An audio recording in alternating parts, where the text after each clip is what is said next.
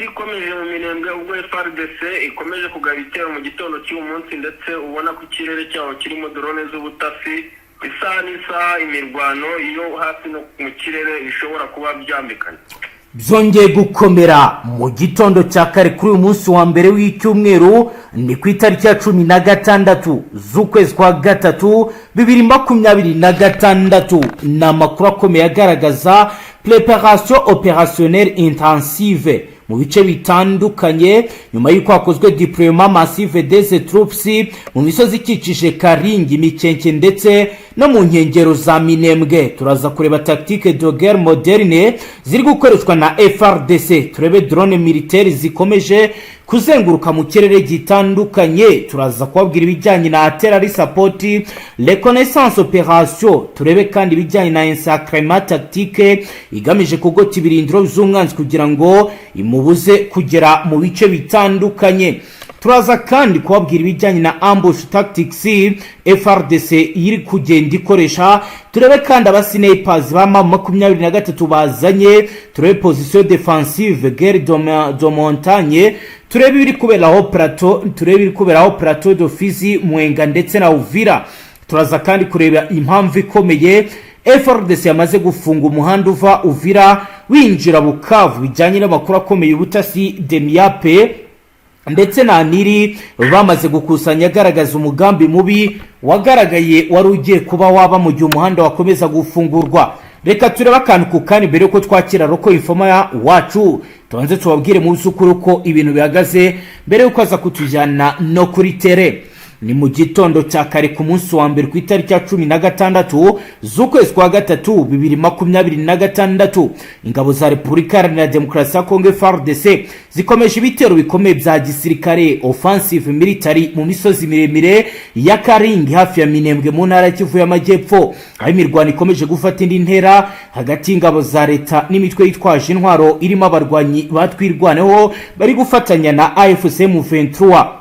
Amakuru ava mu baturage bakurikiranira hafi ibikorwa bya gisirikare muri aka gace bo baravuga ko FARDC yagiye muri iyi mirwano ifite imyiteguro ikomeye ibizwi nka préparation opérationnelle intensive, aho hakozwe gushyira mu myanya ingabo nyinshi, deploiement massive des troupes mu misozi ikikije Karingi, Mikenke ndetse n'inkengero za Minembwe.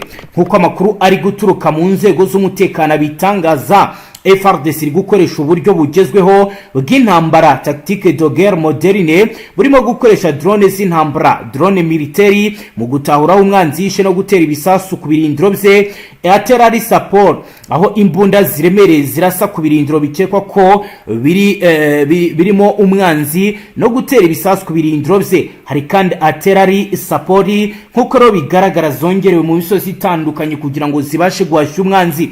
Hari kandi reconnaissance operation zo kugenzura imisozi n'ibibaya by'ingenzi mu rwego rwo kumenya aho umunyeshyamba zirereye. Hari kandi bijyanye na ensacrement nkuko ro bigaragara kandi bivugwa, biragaragara ko ibintu bitoroshye. Amakuru aravuga ko mu gitondo cya kare ahagana saa 11 za mu gitondo drone za FARDC zongeye kugaragara mu kirere cya Karingi, aho zakoze targeted strike ku birindiro bikekwa ko bikoreshwa ndetse bikomeje kugenda bigaragara ko ibintu bitoroshye. Agace ka Karingi kari mu bisozi miremire hagati ya Minembwe na Mikenke, kakaba kazwiho kuba zone strategique militaire kuko ari inzira zikoreshwa mu kugenzura imisozi yaho plateau de Fizi, Mwenga ndetse na Uvira. Imiterere y'ahantu iratuma habera guerre de montagne, aho ingabo zombi zikoresha position defensive mu misozi. Snipers zamaze kugera mu misozi zipanze, ni mu gihe kandi bivuga ko bamaze gutegura n'uburyo bwa ambush tactics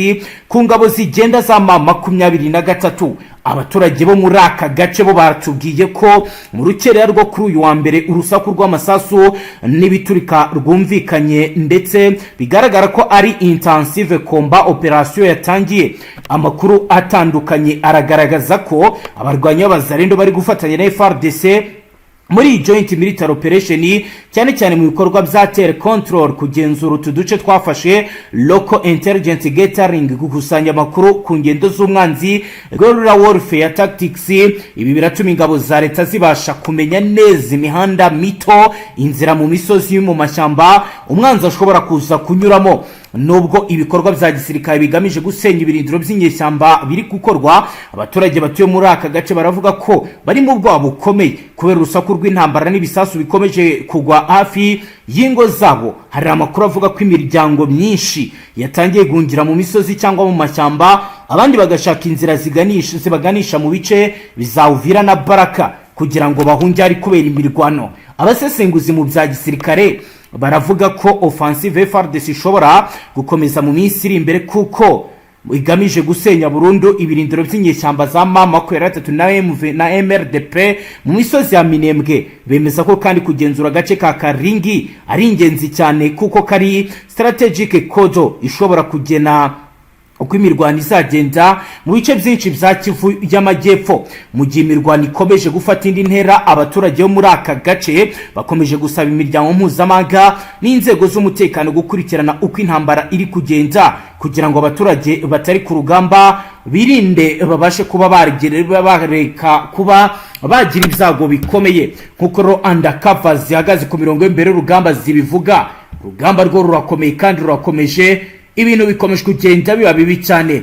Ni mu gihe kandi benshi bemeza ko kugeza ubu ngubu babo ku ruhande rwa M23 nabo bamaze kwitegura. Ku murongo wa telefoni turi kumwe na Roko Informa wacu ugiye kutubwira ibiri kubera kuri Axi ndetse n'uko urugamba rukomeje kugenda rwitegurwa. Mutama, waramutse neza?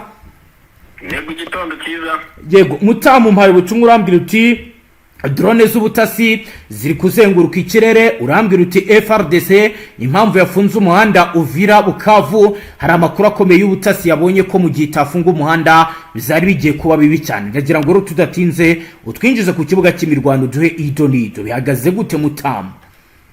Yego, niko bimeze. Urabona ko ari umwanzuro mwiza ku bijyanye n'umutekano ku ruhande rwa FARDC yafashe bwo gufunga uyu muhanda, kuko urujya n'uruza rwarimo ikibazo gikomeye cyane kuri FARDC kuko hashoboraga kuba hagenderamo intasi za M23 zivuye mu gice igenzura. Ariko ibi byose bishingiye kuri operation n'imyiteguro FARDC ifite muri uyu mujyi wa Uvira ndetse no mu nkengero zawo.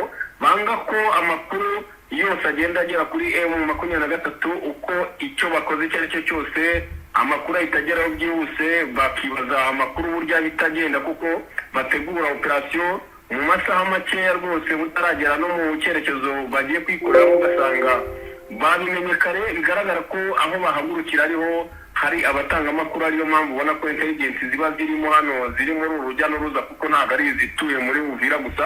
Ariyo mpamvu ubona ko bafunze umuhanda kandi birabaha umutekano cyane, bijyanye no kubona ko bafite operation bari gutegura muri iyi minsi kugira ngo babashe kwikora bigenga neza batikanga yuko hari amakuru yabo yatanga. Yego, kugeza ubu kubirebana no mu misozi miremire abasirikare bari kuzanwa, nabari kuzanwa kuri operation, nabari kuzanwa kuri point de observation zigenzurwa na FARDC. mu zukuru bundi iyi deployment igamije iki Mutama?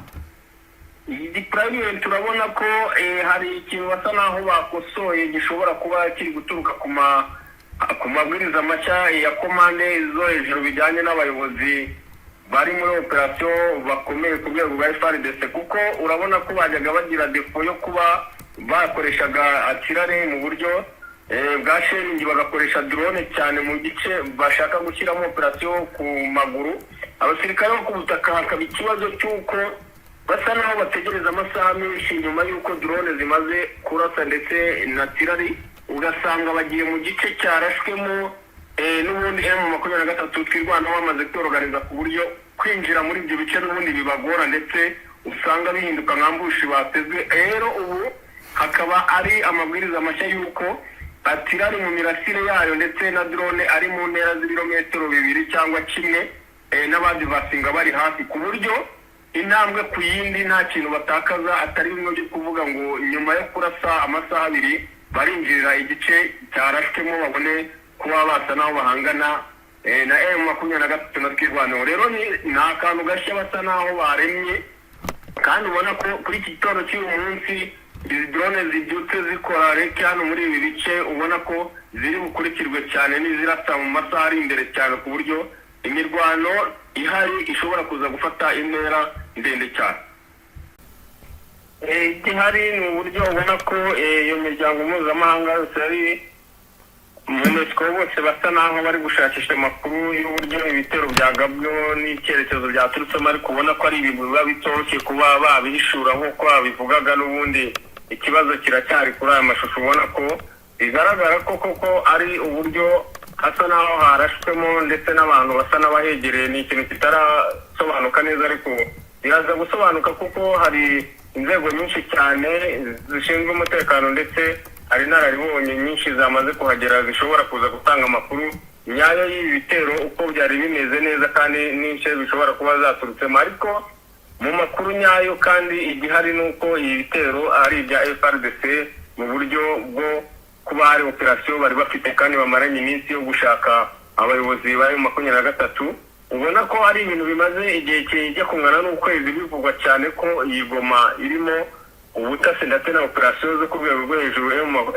FARDC yoherejemo abakozi batandukanye barimo gushakisha buryo ki habamo kunaniza M23 ku rwego rwo hejuru mu buryo bwo kwivugana abayobozi, kandi ubona ko byatangiye binakurikiranye n'umutekano muke wari umaze iminsi muri iki gice, kuko no mu nkengero za Goma n'ubundi hari hamaze igihe cy'imirwano itandukanye, kandi ubona ko harimo ibitero bitoya ubona ko byateguwe ku rwego rwo gusa naho bashakaga kunaniza M23 no kwitesha umutwe muri uyu mujyi wa Goma.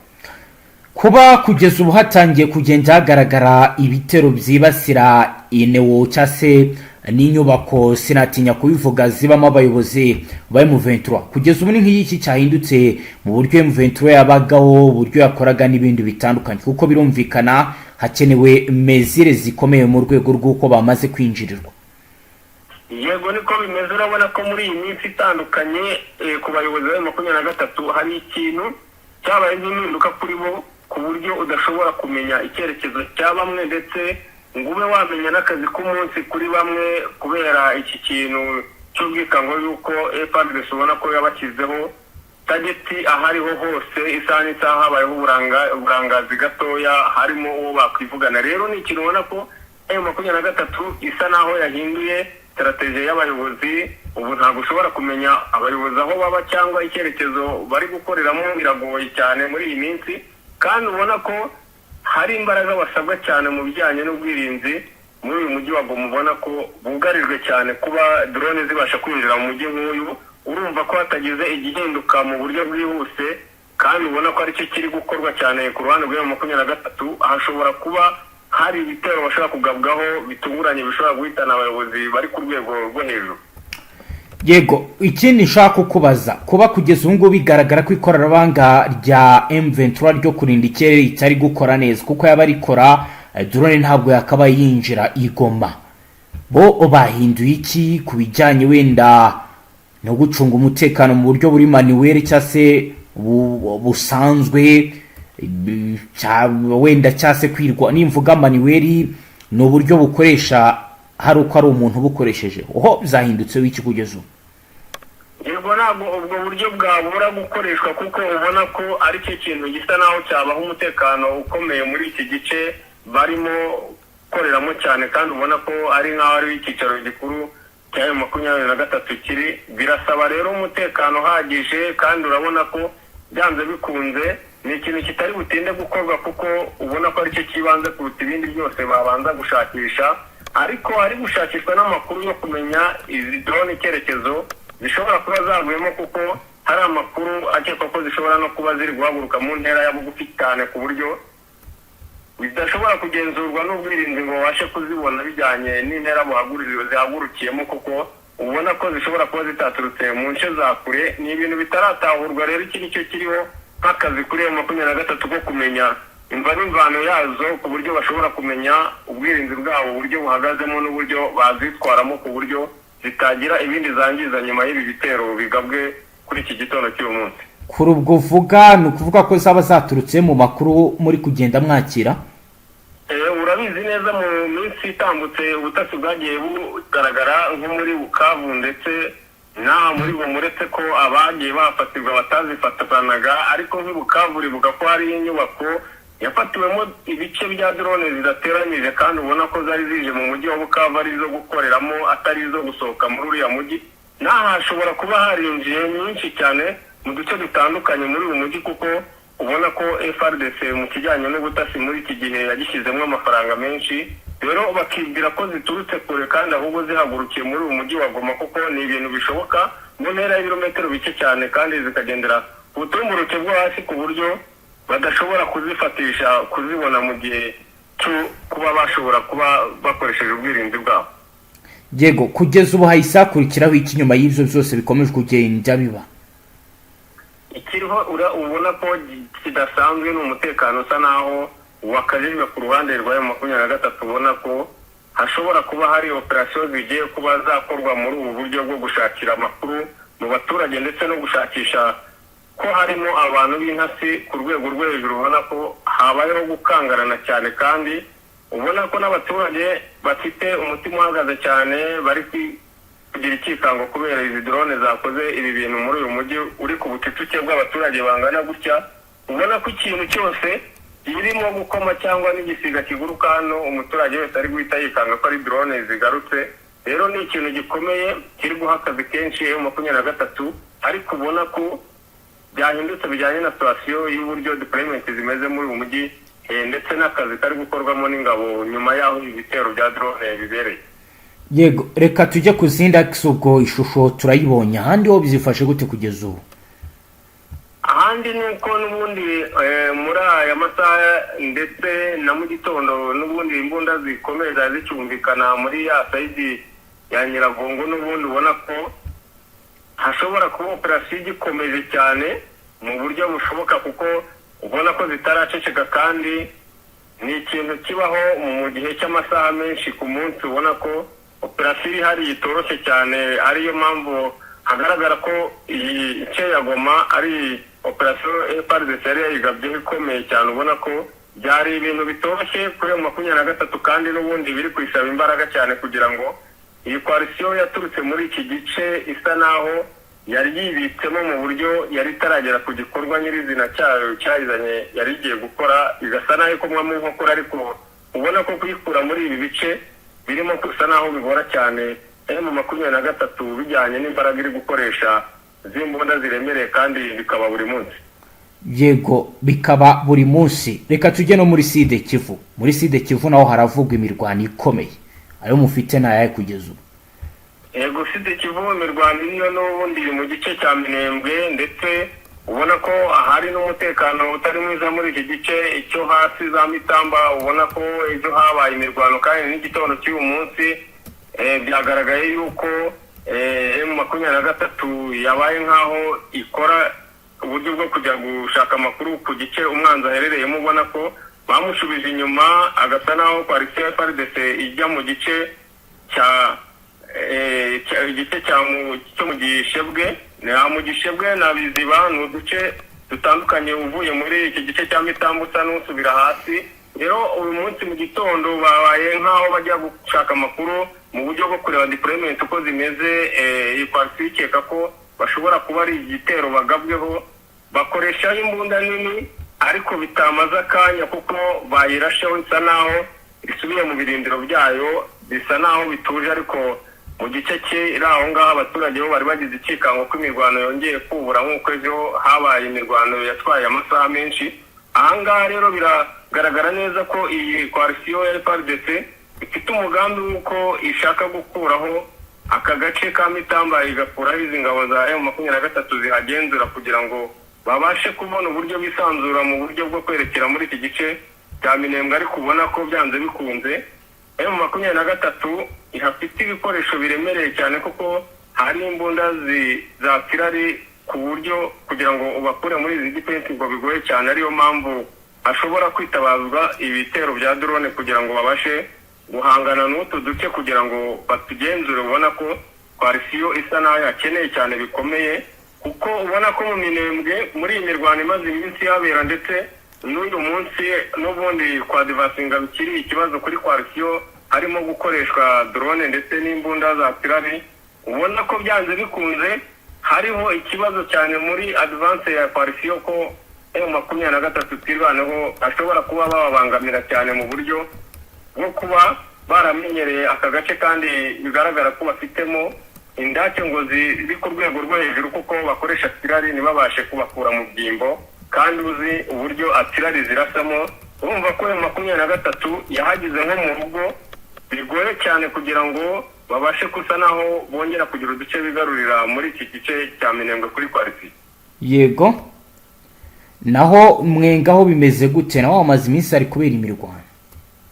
Yego, Mwenga hari imirwano ariko ubona ko Kwarisiyo akenshi isa naho irindiye mu birindiro byayo itakigaba ibitero cyane kuri M23. ubona ko M23 ariyo ifite umugambi wo kuba habaho ubusatirizi bwo kugira ngo babashe kugira ibice bigarurira hano, kuko ubona ko bakeneye izi nzira cyane za hano za Bunyi ndetse na Murundu. ubona ko M23 ikeneye ko yafunga no mayira aturuka muri za Baraka, kandi hari inzira nyinshi cyane ziri hano zikoreshwamo umusada werekeza mu Minembwe, ariko Kwarisiyo yabaye nk'aya kuri urukuta kugira ngo ye gutakaza ubu buryo cyane. ubona ko batangiye kujya basurwa ndetse barekingwa na drone, ku buryo ubona ko aka gace iyi pozisiyo hari ishobora kuzaraswa na drone mu buryo butunguranye kandi bitajyaga bibaho muri iki cyerekezo. Rero FARDC urabona ko ifite umugambi wo guhagurukira ahantu hari pozisiyo zose za M23 kugabaho ibitero byo mu kirere, kuko ubona ko gukoresha abasirikare ku butaka bitajya bihira Kwarisiyo cyane, bijyanye n'uburyo ubona ko M23 muri ibi bice bya Sud Kivu irwana rwose umuhenerezo ku buryo kugira ngo ubakure mu gice barimo bigoye cyane. ariko Kwarisiyo yahinduye system nayo igeze mu gihe cyo kugenda ikoresha drone cyane, kandi igiye ngo kujya ibikoresha ahantu hose hari operasiyo zayo, ndetse mu mirwano yose yitabaza muri iki gihe cya operasiyo nshyashya basa naho bagukanye. Yego, reka Mutama dusoreze ngaha, bwo tugushimire cyane. Icyo usabwa gukomeza dushakire n'andi makuru ugenda tugezaho izindi update. Yego, murakoze cyane, akazi keza.